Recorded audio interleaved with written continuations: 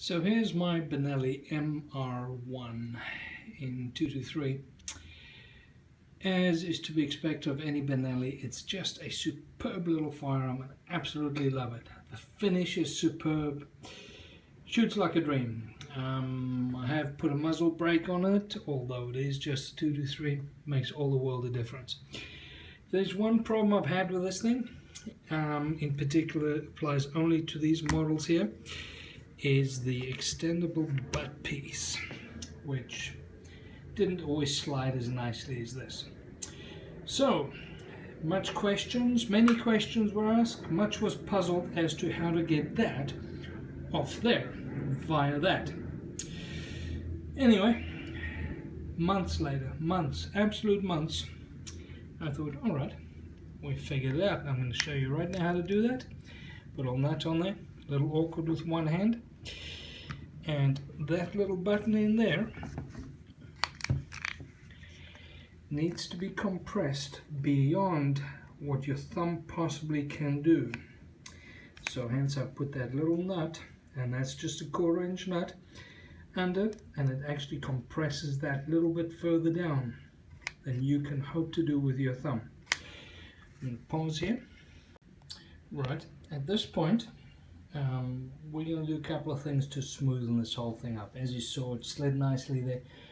The stock ones, which applies to this MR1, it applies to the M4, applies to the SuperNova as well, I believe, have terrible stocks. So next you're going to need is a 3mm Allen key. Not 1/8 of an inch, but 3mm, because we're going to poke that guy into a little Allen screw, which is, believe it or not, hidden in there. A little hard to see. And what happens when we take that out, and bear with me here, it's a little awkward with two hands, not two hands rather. I've pre-loosened this a couple of times. We're going to turn it a bit further, and you saw the little knob that actually compresses actually pop out.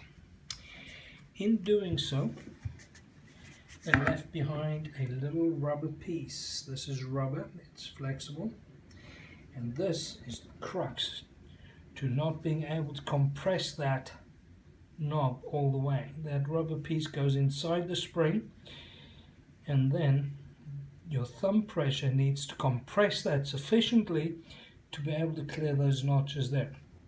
So the very first thing you do, take this guy, chop 3mm or 1/8 of an inch off it. Just cut it with a knife, shorten it up. Then turn this guy on his back, and each one of these grooves, you take a little file, diamond file, a little stone, and you break the edges. You just reduce the sharp edge on there, and that will in turn allow this guy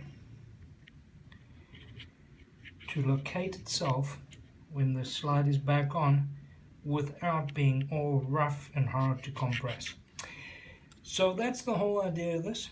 Remove the guy, shorten that rubber thing up, break those edges, break the edges on this guy a little bit. A little hard to focus on here. You can see I've taken those edges down, and that will result in the whole thing sliding a lot better. Just take a pause here for a minute. Okay, back to reassembled. I've put the spring and the little rubber goodie and everything back in there. And I'm going to take this guy, compress the little nut all the way down. You can see I'm compressing a lot further down than your thumb can ever hope to do it. I'll take this guy and slide him on, get rid of the nut, and we're back to look at the sliding with 2 fingers without catching. And that, my friends, is the secret to getting the removable buttstock off a Benelli. You're welcome.